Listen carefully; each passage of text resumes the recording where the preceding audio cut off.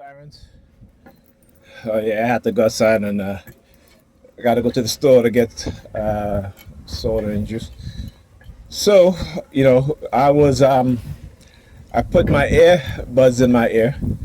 I noticed that it didn't connect right away. Right, this is I had it in my ears. I had to use the bathroom. I had to go put on my shoes. Earbuds in my ears. Right, as soon as I open the door to walk out the door, it says, what does it say? What does it say again? Bluetooth connected. Battery full, Bluetooth connected. So it took about a good 2 to 3 minutes before my headphones, my earbuds, I should say, connected to my phone. That has never happened before, right? So when I talk about the hijacking, the hacking into my phone to do these things, this is what it. Hey, you want to knock me down, girl? You small, okay? Like she couldn't walk so close to me. I'm telling you, man. When they upset, they engage in passive aggressive shit, right? That's what they're emboldened to do. This is how they'll behave in this manner, which is ridiculous. Well, I guess I gotta go up here because I guess the bodegas are owned by the Arabs, so on a Sunday they're not open on a Sunday.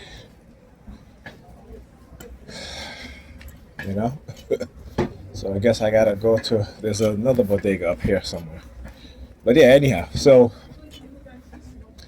again, they started sending me subliminal message about I'm going to be assaulted. I'm like, yeah, whatever.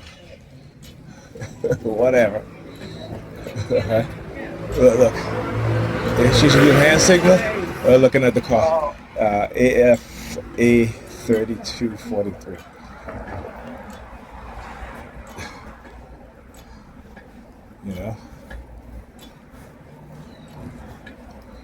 But yeah, but Pam was, she was like, can you go get a soda? You go get a soda. And I'm just like, you have juice in the house, but I want a soda. Right? Of course she does. Right? Of course she does. She want to send me on a wild goose chase. Because she knows that store is closed, so, I have to go this way because there's another store where I was walked to when I catch the bus, the store across the street. And that's Arab owned too, so I know they're closed. If this one here is closed, then I know that one is closed. So this is the only store that I know is up here that's open. So when I talk about how they plan shit, that's exactly what I talk about. They know, and how they manipulate her, how they use her to engage in targeting. Can I get it in here? Actually, this is a new store. I don't know. Oh yeah, they got soda. Well, I don't know what kind of soda they have in there. But no, I'll go up to the other one. Because I don't think this selection of sodas, all I saw is Diet Coke. So I'll go to this one across the street over here. But yeah, that's where you hear the sirens, right? Like I tell you, man, they know.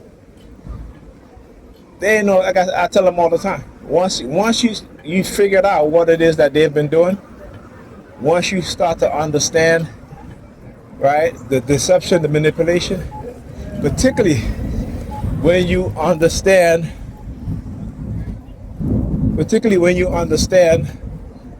how the brainwashing works, how the manipulation works, because you start to see it now, then it's like, okay, then they're going to try to get rid of you, of course, right? If, like I said, if they can't bring you to their bullshit religion anymore, they, all right, pause this. All right. Yeah, it's a good thing I went in that store. They had a larger selection of sodas as opposed to that one down there. That one is new, and it's it's actually pretty nice in there too. But anyhow, so yeah, so like I said, they know exactly what it is that they've done, and I know. This is why, like I said, I'm gonna stand on business, and I'm gonna keep exposing them. I don't care what they do. I don't care what kind of threat they send. I'll deal with the threat when it becomes real. You understand what I'm saying? Anybody you send to me to try to do me harm, right? You better make sure that they're not within arm's length. I'll tell you that. And that's what these cowards would do. You know, as black people, we are so damn emotional. And they know that. They know that, it's particularly the men. Black, Nigerian men, I should say, not black men. At least black men, we have a sense of understanding of how things work, right? How we're manipulated, particularly when they know that we are raised in a household where the mothers is the head of household, there's no man in the house. So you have no choice but as you get older to become an emotionally sensitive man, right? You have no choice. That's how they raise you, right? That's why you see the mannerism, the way how they talk, right? And so for a lot of us, you know, that's how we are, emotional. And then when we don't know anything, because like I said, our mothers don't teach us anything. Okay. You know, particularly if you come from a religious family, they don't teach you anything. They depend on the school system to educate you, right? And again, you can't fault them. You cannot fault them because you have to understand. And you see, and that's the difference. As a black man, you understand the situation that black people are in. You understand what is being done. So, you know, like I said, I can critique my people as well as they can critique me. But the difference is I understand what has been done to them. So I don't fault them for behaving the way that they behave. You know what I'm saying? I go through the emotions, you know, I get mad, I get angry. But when they become a threat to me, then I'm gonna be a threat to you. Because like I said, I ain't turning my back on my enemies while they got a knife in their hand or whatever it is they have in their hand. I'm not turning the other cheek while they preach and turn the other cheek, right? While they engage in covert operations, their invisible hands moving the pieces, manipulating shit, and they're upset. Oh, okay, no, it's 4 FA 3268. I'm not sure if I said that right. But yeah. And so this is what they do. This is what they do. I keep saying, you know, when we were teenagers, we were very ignorant. Very ignorant. Okay, and that's most teenagers. But especially if you are a black teenager or a black child, like I tell my son today, I said, listen, I'm going to teach you everything that I didn't know. Because I know you're going to be better. Right? Not only are you going to be able to think, even though that's quite a difficult job, because with their mother, you know, she just negates everything I put in them. You know, my daughter, when I'm there, she cleans, she pick up after herself. If she don't, I remind her. You know, for the past couple weeks, when we got home, tell her to do her homework, she's doing her homework. Matter of fact, now she's reviewing her notes. Okay? And I didn't have to tell her. I mean, I started telling her, but now she does it on her own. And again, what we don't understand is that if we don't teach our children certain things, we cannot expect them to know it. And that's our problem. We want to believe that they're going to know it. That's from the Bible, right? They read that passage about, you know, the so-called Messiah, and the child will grow up to know good and evil. No child grows up to know good and evil. Okay? There are certain things that we have as our natural self. But no child grow up to be good and evil. You have to teach the child what's right and what's wrong, depending on this, the society, because different society have different rules, right? You know what I'm saying? So again, we don't seem to think, right? We don't seem to think because we don't have the ability to think. That ability has been taken from us, right? Not to say that we can't get it back, but because we are afraid of the truth. Because anybody that speaks the truth, and here's the thing, I keep saying, like I tell my son, man, you stay away from these religious people, okay? And if you're around them, know what they're about. Know what they're about. Just like we should be telling our children about the mindset and the psychology of white people, but we don't. So we send our children to go camping with them and then they end up dead. To have sleepovers with them and then they end up dead. I'm not saying all of them, right? But we don't want to teach our children about the personalities of the Caucasians. But they sure as hell teach their children about the personalities of our children and us. They sure teach them that, right? They don't teach them the real reason why black people are the way that we are here in America and across the globe, right? We don't, I guess it's the dude that come to deliver the food, right? No, she ordered food about an hour ago, and I'm saying to myself, why is it taking so long for them to make the food? Right? I'm like, why is it taking them so long to make the food? Look at the hand signal to me. He's grabbing the scratch. Not quite grabbing the scratch, but his hands is down there, right? So yeah.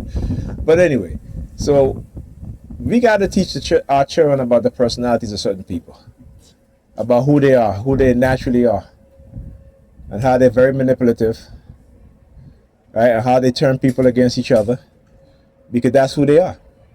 But you got to understand where that comes from. Right? You got to understand that comes from how their mindset was created. And their mindset was created because, again, black people turning white, right, during the last ice age, and they had to fight and manipulate each other for food. It was survival of the fittest.